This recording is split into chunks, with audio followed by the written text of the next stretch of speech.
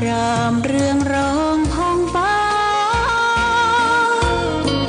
สืบสานนานมาล้านนาแดนไทยวัดพระบาทอุดมน้ำบ่อสาวาเล่าขานกันมานานไกลศาสนายิ่งใหญ่ของชนชาวไทย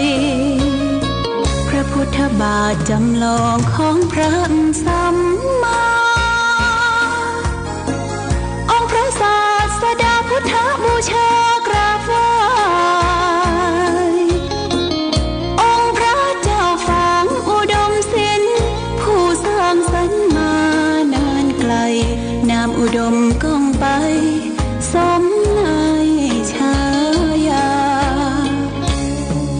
ก่อนเป็นวัดร้างโบราณสืบสาน2524พระมหาราชครูเกษรา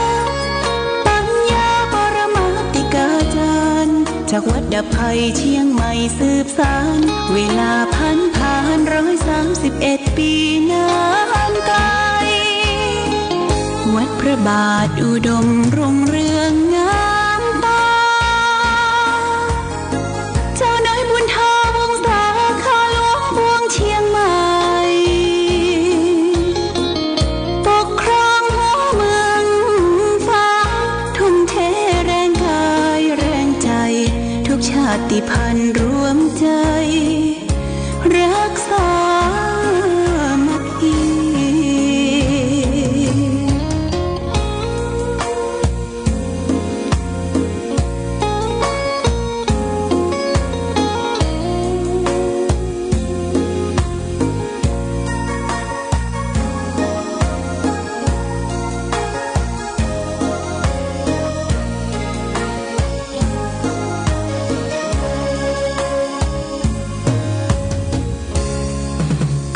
เป็นวัดร้างโบราณ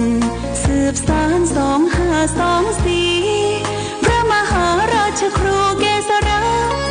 ปัญญาปรมาติกาจารย์จากวัดดับภัยเชียงใหม่สืบสานเวลาผ่าน131 ปีนานไกลวัดพระบาทอุดมรุ่งเรืองงามตาเจ้าน้อยบุญทาวงศาข้าหลวงพวงเชียงใหม่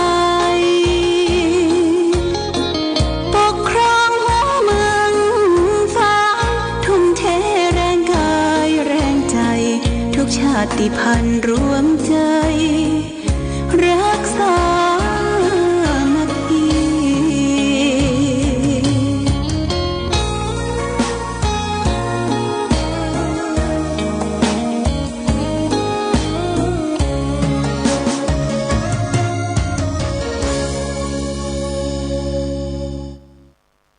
เริญสุขศรัทธาสาธุชนญาติโยมท่านพุทธบริษัททั้งหลายวันนี้รายการธรรมประทีปส่องต่างก็ได้มาพบปะกับพ่อแม่พี่น้องศรัทธาสาธุชนญาติโยมแห่งครั้งหนึ่งวันนี้เป็นวันอาทิตย์ที่17เดือนพฤษภาคมพุทธศักราช2569ซึ่งตรงกับเดือน7ใต้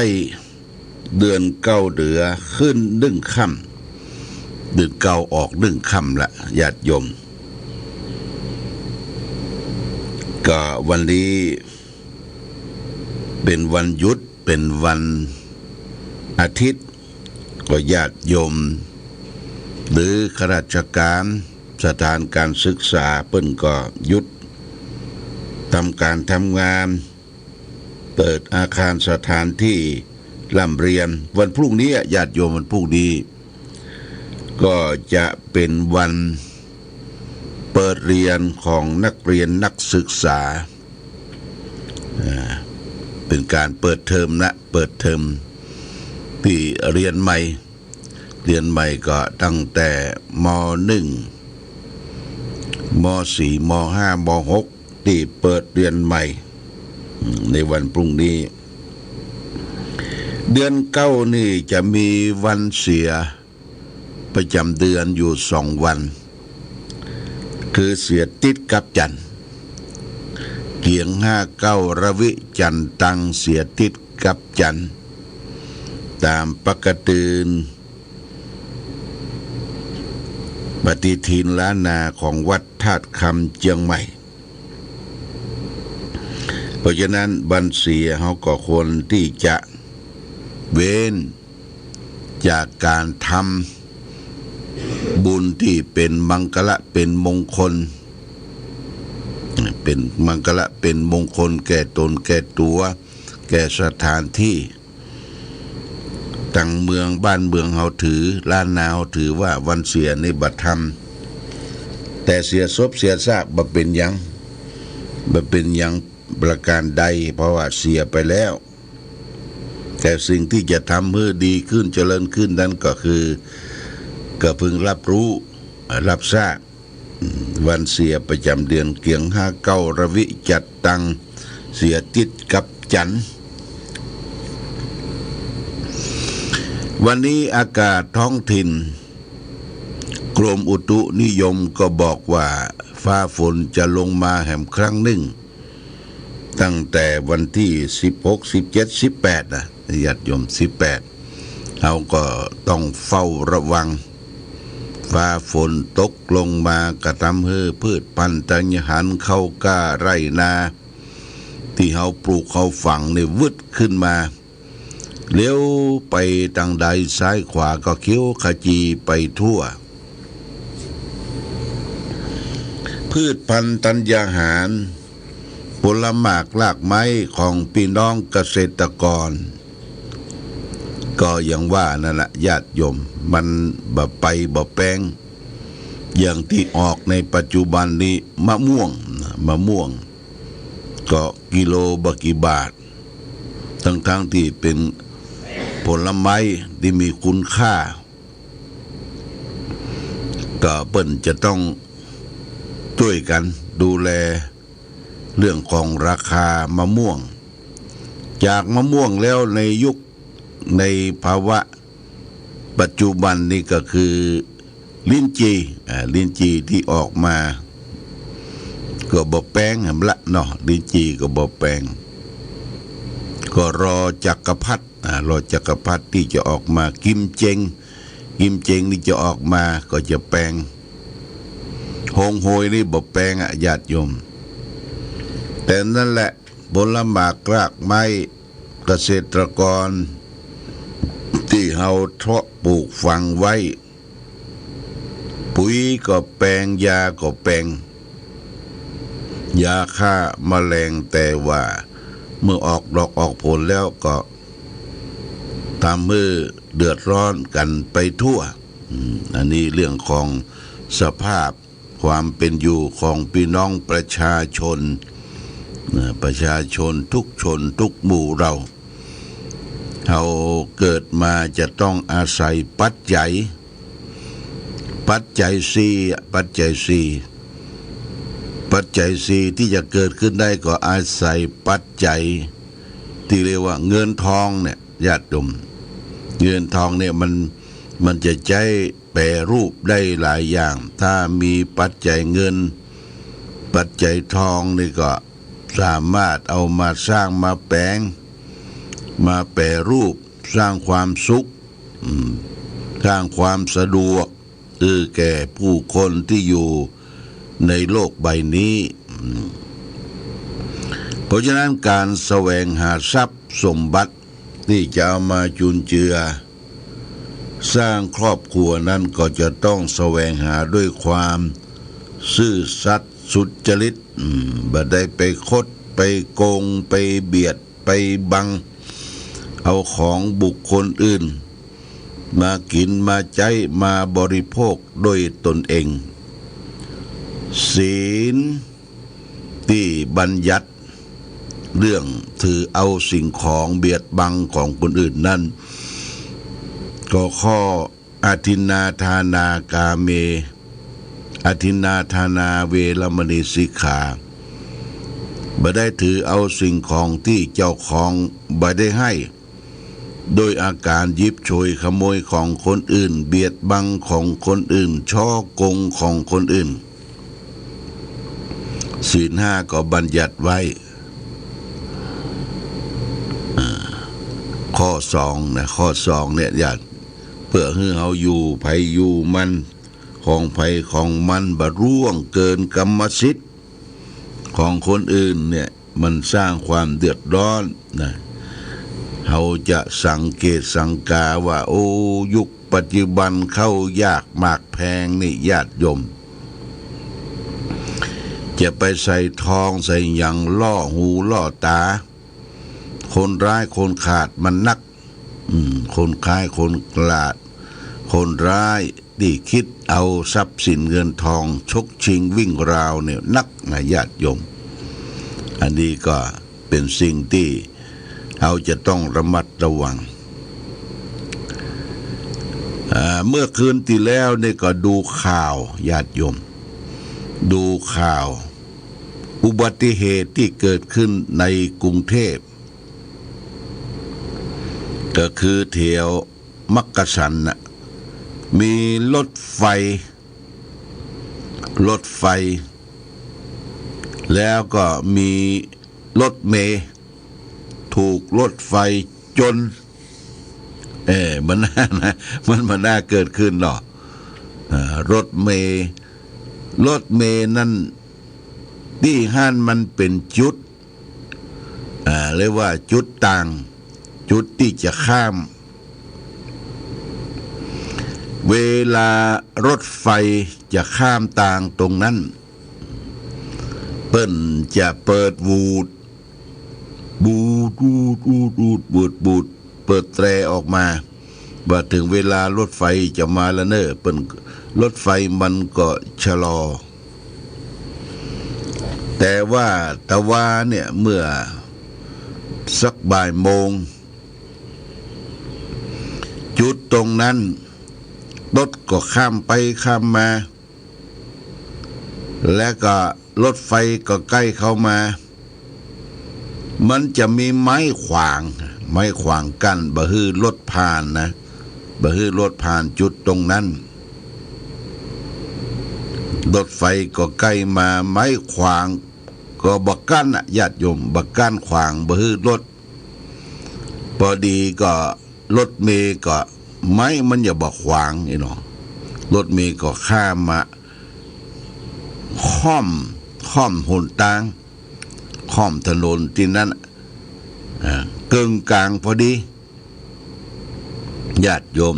ไม้ขวางไม้กั้นก็บ่ทำงานรถไฟก็เรียกว่าปลอดไฟมันก็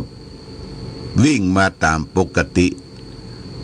ที่ในกรุงเทพนะก็มาจนเอารถเมล์แล้วก็รถเมล์ก็ถูกจนกวาดเอารถที่ข้างเคียงบริเวณนั้นเป็นแปรน่ะเป็นแปรล้มเลยละนาดแต่รถไฟนั้นก็บ่เสียหายเท่าใดเพราะว่าทั้งหัวมันจนก็ทำให้รถเมล์เนี่ยเกิดไฟลุกไหม้เพราะในกรุงเทพเปิ้นใจแก๊สเป็นแก๊สที่เติมพลังรถใส่รถเปิ้นบ่ใจน้ำมันใจแก๊สบ่ถังแก๊สใหญ่บุ้มเอาต่อเกิดไฟลุกไหม้ครอกเอาผู้คนที่ในรถเมล์นั้นนับตายเป็นศพได้8ศพญาติโยม8ศพอันเสด็จออกจากรถเมล์นั่นก็มีแล้วก็รถเครื่องรถยนต์รถเก๋งอยู่ตามใกล้ตามหินเสียหาย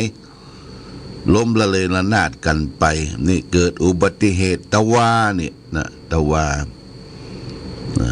ก็เปิ้นก็ไปช่วยกันกวาดช่วยกันเปี้ยวช่วยกันเอาหัวรถจักรใหม่ มาลากหัวรถจักรรถไฟนั้นปิกเข้าไปที่อยู่สถานีรถไฟเนี่ยเกิดโศกนาฏกรรมคือเกิดอุบัติเหตุใหญ่เกิดขึ้นมีผู้คนแล้วก็8 คนนั้นเสียชีวิตขำตี้แม้ว่าเป็นตอตะโกไฟคลอกไฟไหม้รถเมล์นั่นก็เหลือสร้างล่างเหลือแค่โครงดำบดเพราะมันเป็นแก๊สนะญาติโยมเป็นแก๊สถ้าน้ำมันดีเซลอย่างเตียวใจกันถึงวันรถบ้านเฮานี่ก็คงจะบึ้มอันนี้มันเป็นแก๊สเป็นเชื้อเพลิงอย่างดีทำให้ผู้คนเสียชีวิตแล้วก็ล้มเจ็บไปแห่งประมาณสัก20 กว่าคนเพิ่นก็เอานำไปสู่โรงพยาบาลเนี่ยสิ่งที่เกิดขึ้นก็เกิดขึ้นนึกว่าเกิดขึ้นมันเป็นไปได้ยากนะรถไฟไปโจรรถเมล์ญาติโยมนะรถไฟไปโจรรถเมล์มันมีช่องรางรถไฟที่นั่นมันเป็นถนนตัดรถทั้งหลายเมื่อถึงที่นั่นก็ข้ามไปข้ามมาถ้ารถไฟมาแล้วก็มันจะมีไม้กั้นบ่ให้รถผ่านแต่วันนั้นไม้กั้นบ่ลงปดโทไม้กั้นบ่ลงญาติโยมลองนึกถึงสภาพนั่งอยู่บนรถเมล์รถไฟก็มาทึ่งบีบแกบีบวูดไปลบหลีกบ่ได้ก็จนเอากลางรถเมล์อันนี้อุบัติเหตุเกิดขึ้นที่ในกรุงเทพถนนมักกะสันอโศกมักกะสันนะก็ทำให้ท่านนายกไปดูตรวจการงานอธิบดีกรมตำรวจก็ไปกันช่วยกันดูแลพ่อกอยอันนี้เป็นเหตุเพศภัยเกิดขึ้นมันนึกบ่ฝันเนาะรถไฟอยู่ที่รถเมล์อยู่ที่มาปะกันพอดีเนี่ยญาติโยมก็เฮาก็ต้องขอแสดงความเสียใจและอะไรของผู้จากไปโดยบันนึกบ่ฝันนั่งอยู่รถเมล์ดีๆรถเมล์กันนี้เป็นเบอร์206เนี่ยญาติโยมเบอร์206วิ่งในกรุงเทพวิ่งในกรุงเทพผู้คนก็เสาะหาที่จะว่าญาติพี่น้องที่ใจบริการรถเมล์นะยังมีชีวิตอยู่ก็อย่างนี้เป็นต้นนะเพิ่งก็รถไฟก็รับผิดชอบค่าหัวเนาะค่าอุบัติเหตุถ้าตายจริงๆพิสูจน์ซากศพได้ว่าเปิ้นจะจ่าย1,500,000 บาท1,500,000 บาทและประกันอื่นแถมแต่นั่นแหละชีวิตเฮานี่มันจะเอาเงินเอาทองมาเป็นล้านเป็นโกดมันก็แลกชีวิตอันมีค่าของคนน่ะมีค่ากว่าทุกสิ่งทุกอย่างอันนี้เกิดอุบัติเหตุเกิดขึ้นตะวันนี้นะญาติโยมท่านสาธุชนทั้งหลายวันนี้ได้มาพบก็จะเอาสารธรรม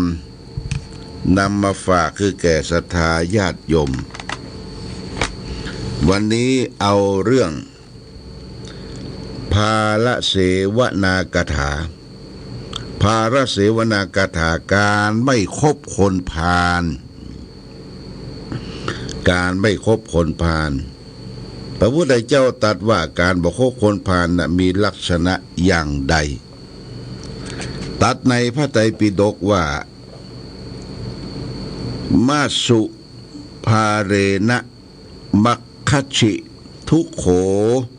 ภาเรหิสังฆโมอย่าสังคมกับคนพาลเพราะการสังคมกับคนพาลมีแต่นำความเดือดร้อนมาให้คนพาลตัวนี้ก็คือพอพานสระอาลอลิงการไม่คบกับคนพาล การสังคมกับคนพาลมีแต่นำความเดือดร้อนมาให้คนพาลก็คือคนบดีญาติโยมคนบดีคือคนชั่วแหละคนพาลคือคนบดีเมื่อเขาไปคบค้าสมาคมเข้ามันก็เกิดความหายนะความเสื่อมความเสียความเดือดร้อนมาสู่ตนเองคนพาลมันจะพาไปที่ไหนพ่องมันจะชักนำไปที่ไหนพ่องมันก็จะพาเขาไปทางอบายมุขอบายมุขคือปากทางแห่งความชิบหายอย่างเช่นอบายมุข6นะอบายมุข6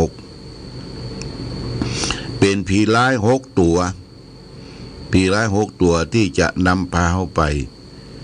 ผีที่1ชอบสุราเป็นอากินไม่ชอบกินข้าวปลาเป็นอาหารผีที่2ชอบเที่ยวยามวิกาลไม่รักบ้านรักลูกรักเมียตนผีที่3ชอบเที่ยวพาดูการละเล่นไม่ละเว้นบาคับละครขนผีที่4ชอบชั่วมั่วกับยนหนีไม่พ้นอาทยาตราแผ่นดินผีที่5ชอบเล่นม้ากีฬาบัตรสารพัดทัวโปไฮโลสิ้นผีที่6เกลียดค้านการทำกิน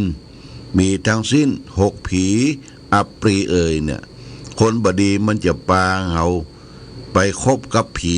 นะการพนันขันต่อดื่มยาเมาเที่ยวกลางคืนเป็นนักเลงผู้หญิงแล้วก็สุดท้ายก็ปาฮือไปเกียรติค้านการทำงานนี่เป็นอบายมุขนะคนชั่วคนพาลจะปาไปเราก็ต้องระมัดระวังพิจารณาคบคนฮือดูหน้าซื้อผ้าฮือดูเนื้อจะฮือดูถึงแท้ถึงก็ดูถึงจิตถึงใจญาติโยมจะไปคนอยู่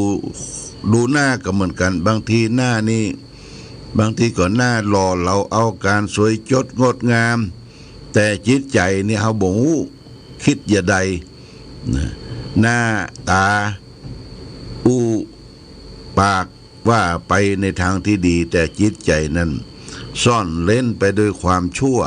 ซ่อนเล่นไปโดยบาปพร้อมที่จะฟาดฟันนี่เราจะต้องพิจารณาตั้งหลักตั้งใจดีจะไปคบคนพาลคนพาลไปหาผิดคบบัณฑิตพาลไปหาผลนะนี่ญาติโยมท่านสาธุชนทั้งหลายก็ฝากไว้วันนี้รายการธรรมะประทีปส่องตางได้บาปะมาพบในวันอาทิตย์วันนี้ก็ฟังซอเนี่ยญาติโยมฟังซอเปิ้นจะเปิดซอรำนำปีซอพื้นเมืองให้เราได้ทราบซึ้งถึงในอดีตการเช่นพ่อเช่นแม่ก่อนการขับสารกันซอนี่เป็นเรื่องสำคัญเราก็ฟังซอกันอยู่ที่บ้านที่จองวันนี้รายการธรรมะประทีปส่องตางได้มาพบศรัทธาญาติโยมท่านสาธุชนทั้งหลายก็พอสมควรแก่กาลเวลาขอความประสุขความมีธรรมจงบังเกิดมีแก่ศรัทธาสาธุชนญาติโยมทุกท่านรายการธรรมะประทีปส่องตางต้องขอลาก่อนขอผู้ฟังจงตั้งมั่นจิตหันษา